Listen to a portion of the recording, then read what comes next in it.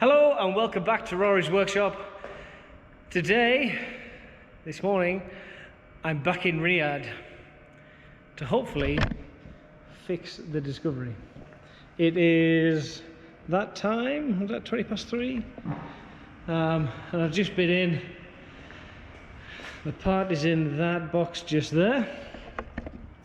And I want to fit it now. Why? Because I can. And I'm too excited. Well, I wouldn't, should I use the term excited? Probably not. But I want to try it. Hopefully it is the crank position sensor. I hope to God it is.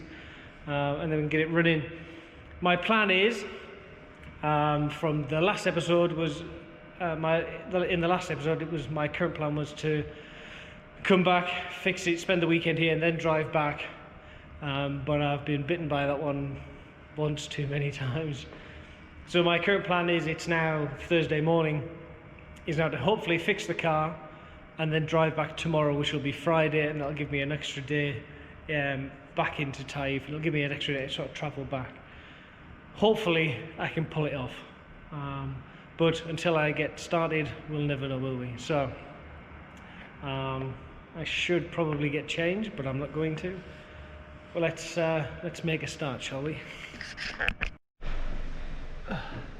So the clip is fighting me, and it's been on with it for quite some time now, so I'm going to stop in case I break something else. I'm going to check into the hotel, because I haven't even done that, and get some rest and fight again tomorrow. So I'll see you in a little bit.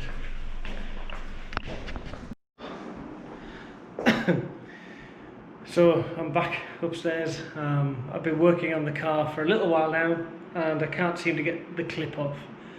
Quite tired, so I thought, well, rather than me going on and maybe breaking some things, for me to stop, check into the hotel, and they've kindly given me an upgrade. So I've got the bathroom's just in there, drawing room, and then it goes through into the bathroom, which was very nice of them, considering I've been taking one of their parking spaces for a week.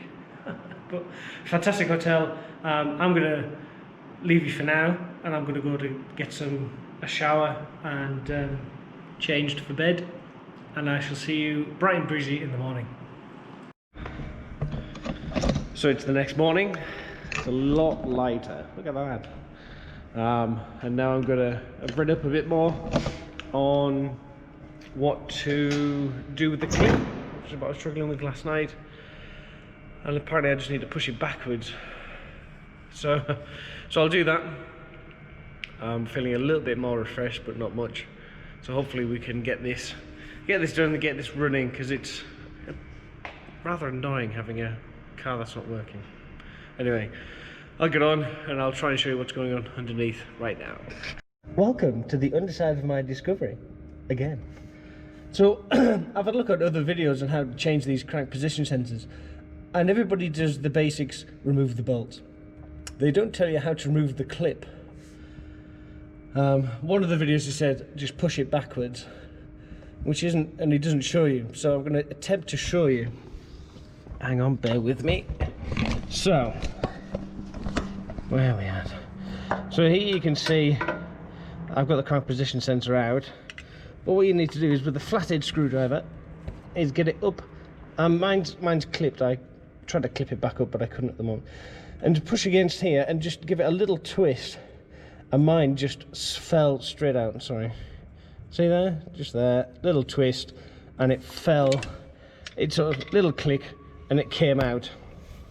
So hopefully now I can get to the thing to unattach it. But I'm definitely going to need two hands or a camera that's not in the way. So I'll do that, and I'll get back to it in a moment. So you can see a nice and shiny part, which is good. We will try and show you. So I've got the new one in, I've got it all clipped in, and the connectors back into its bracket up there. I've just cleaned the tip, but I've just made it dirty again, so I'll clean that again.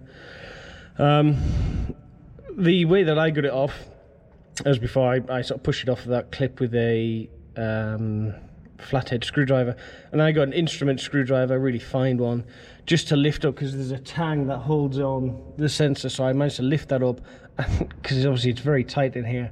You can see where my arm has been against the manifold in the chassis. Lifted it and then just tugged it just enough for it to let go, and then it's the exact reverse now. So I've connected it all up, it's all connected up there. I'm going to clean the sensor, slot it back on and make sure it's fully seated in. There is quite a satisfying click when it goes fully in. Woof. And then we're going to put the bolt in, put the spacers in, put the nuts on, cover on, bolts on, hopefully turn the key. Well, we will turn the key and hopefully it'll fire into life. So I'll get this thrown in and I'll catch up with you in a moment. So it's fully in, both bolts are in and torqued down to 16 Newton meters as per the book. Let's go see if it starts, shall we? Let's get out.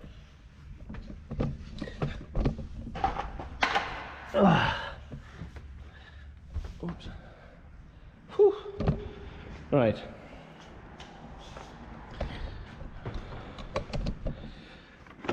Reconnect the battery.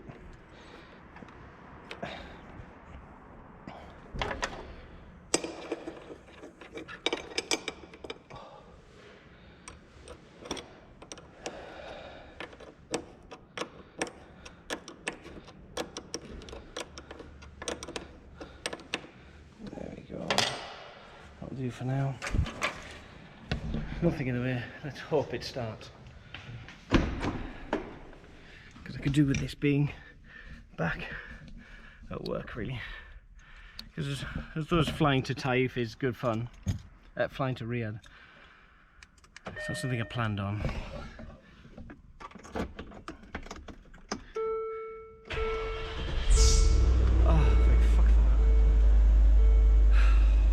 There we go.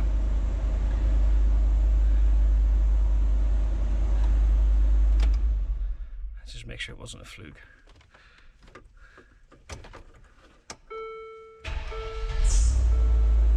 Fantastic. So, I'm now going to wrap up, double check everything, set the clock, have a shower, and then we're going to go to a couple of the 4x4 accessory places that we couldn't go to last time.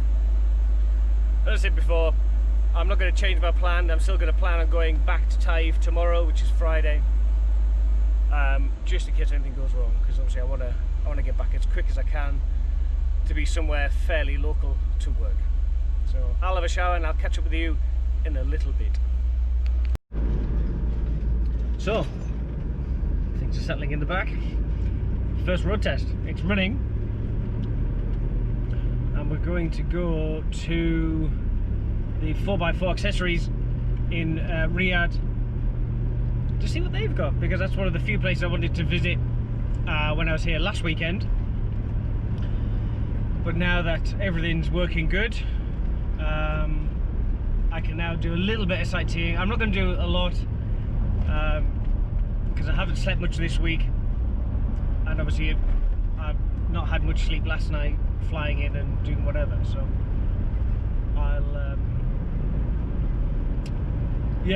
so I'm gonna go have a look at this place. I have a Zoom meeting tonight with some good friends who no doubt are gonna express the urine quite a bit, but we will get there. And obviously there's lots of, I'm just tired. I just want to get back to Taif. Tomorrow's going to be a long day, but we will get there. Let's go and have a look at this 4x4 accessories place. See you in a sec. There we go. So I've made it. I'll put the sun on me. Car drove perfectly fine, which is really good. I'm really pleased. It drove just as it did before it broke. And in other news, it's a 110. It's the first 110 I've seen in Saudi Arabia since I came here in August. But I've come to see Four Wheel Station. On their, they used to have a Unimog in the showroom, but unfortunately that left last year, which is a crying shame. But I think there's a whole load of stuff here that I would like. So I'm coming to have a look at the prices, and yeah, just see what it's all about. Let's go and have a look, shall we? So I'm inside and I've spoken to the owner. this place is epic. It's almost worth me coming back just to see this place. Let me show you why. So, section of springs and lift kits. Max tracks. What colour would you like?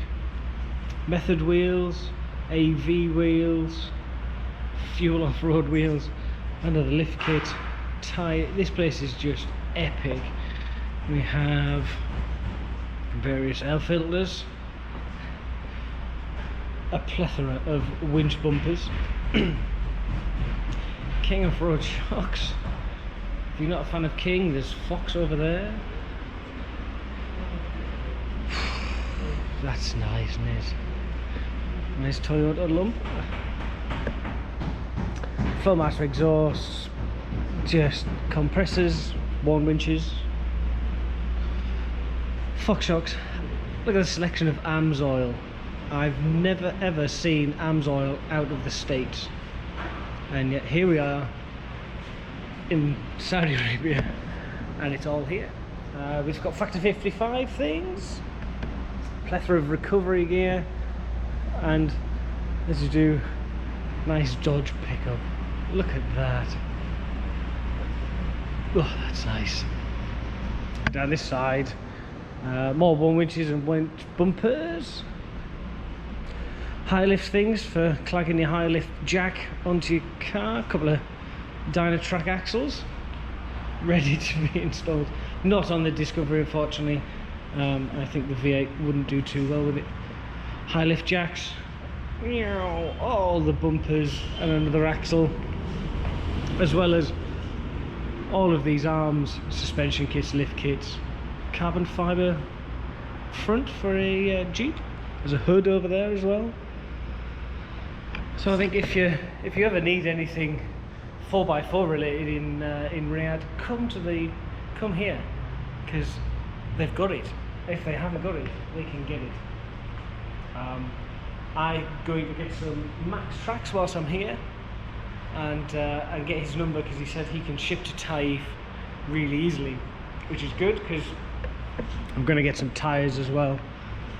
Not today, but in the future I will be getting hopefully a set of Coopers for the car. And I don't know whether to go for the extremes, which are £400, or the originals, which are £200 for two. I don't know yet. We'll see. I'll try and make an informed decision soon, but I can't guarantee anything. So I'm gonna walk around here, rub my thighs in a very thrilling manner, and catch up with you boys and girls in a little bit. See you in a sec. Well, sadly I couldn't buy Max tracks at the Four Wheel Centre because my Visa card wasn't accepted there for some reason. Who knows?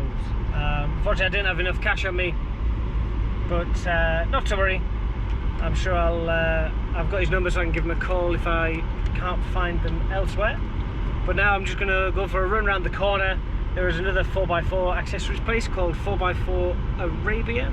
Or is it Arabian 4x4? I think it's Arabian 4x4. And they open in half an hour, so it's going to take me half an hour to cross town and get there. So I'll get there and we'll have a look in there as well.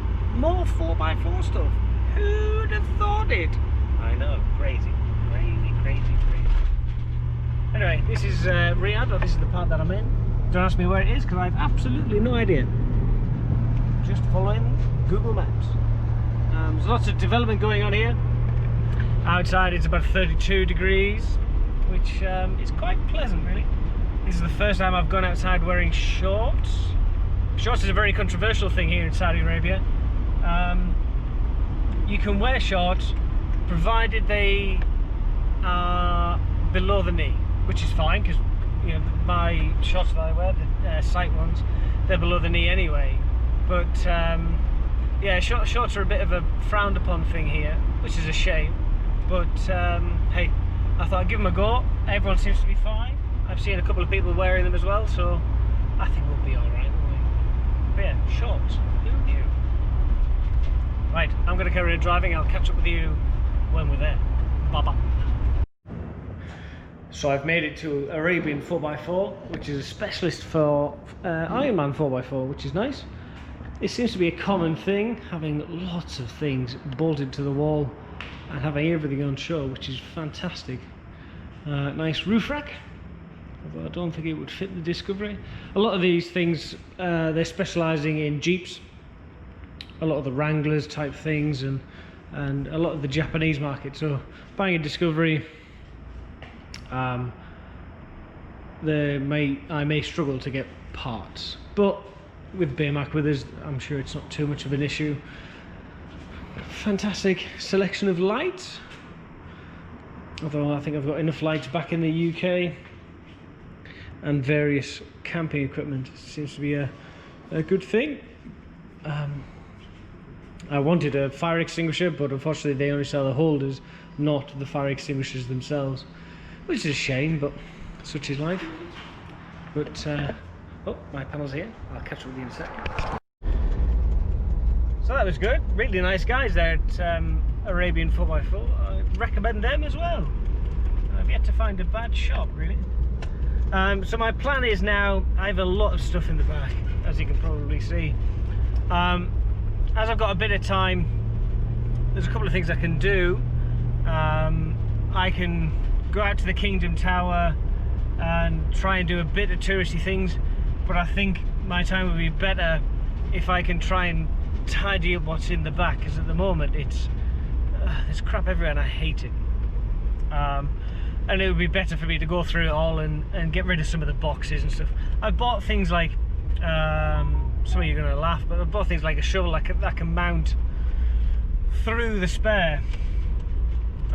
So I quite like to get some things sort of mounted and get them fitted so they're out the bloody way, because at the moment the cars, I can feel all the weight and it's just wallowing around. Now that could be because the suspension is tired, but it also could be to do with the amount of weight that's in the back. So I'll try and neaten it up a bit for our road trip tomorrow. But yeah, for the moment it's going to take me 20 minutes to get back to the hotel. Hopefully I can get a good spot underground, so I can get stuff out and not be in anyone's way. But for the moment I shall carry on and get there. See you soon. Hello and good morning. It's 9:45 in the morning and I've just set off. Just leaving the hotel now. The hotel's just right behind me. It's going to take me, according to Google Maps, 7 hours 23 minutes to get back to work. I suspect it's going to take a bit longer with fuel stops and what have you. Taking a little bit of a risk leaving now, as it is Friday. Everything is shut. It is their holiday, but my plan is to get to a petrol station just as things are starting to open up. Petrol stations generally start to open around 12 o'clock. So hopefully that should be enough time.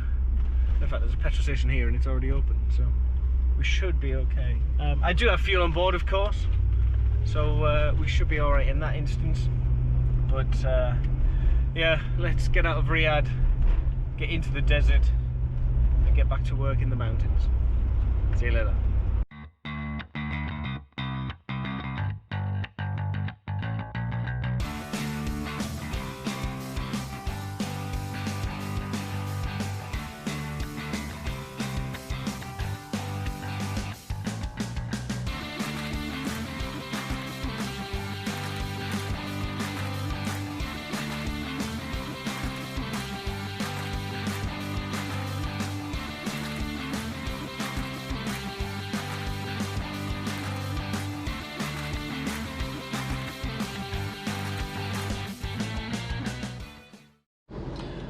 So, excuse me.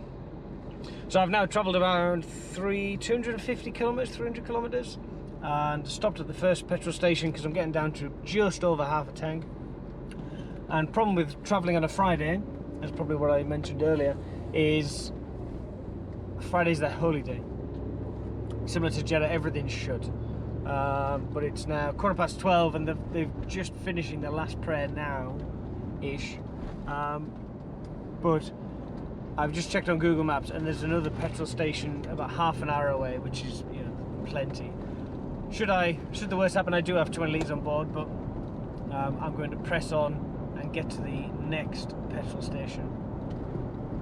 And hopefully they'll be open by the time I get there. So I decided to stop because the noise was getting louder from the light bar. We'll have a look around. We're in the middle of bloody nowhere. There was some camels just on the other side of the road, which was quite nice. But this is what we're dealing with. It's all blown out of the back. It is a requirement if you've got a light bar to have it covered. But as this cover is disintegrating, I'm going to have to get another one. Because light bars are a funny issue here. But anyway, I'll take it off and we'll carry on.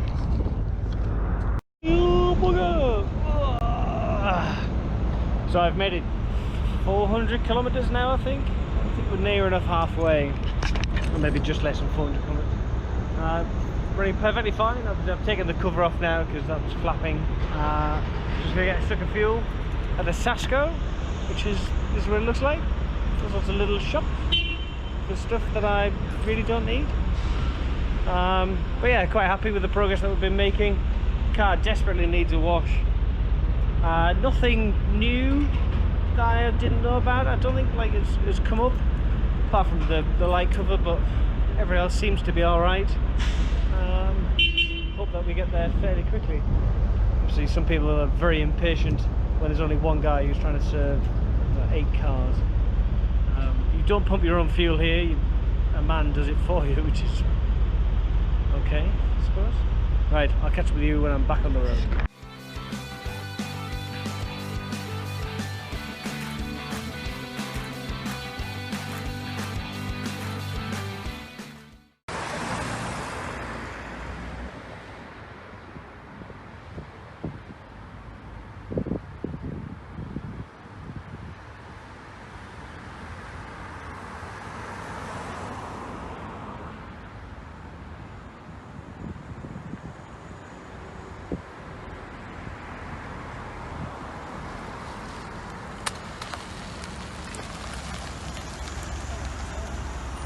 Hello! We've made it safely. So as you can see, I'm out of the car, which is a nice pleasant change from today. We've arrived. I'm now back at home / work for now. The car made it, no issues at all. Slight fuel leak, but I ain't too worried about that. All in all, we're going to see a lot more of this. I'm now going to take it off-roading tomorrow just to feel it out. I need to empty it and wash it. So thanks for watching, stay safe, bye now.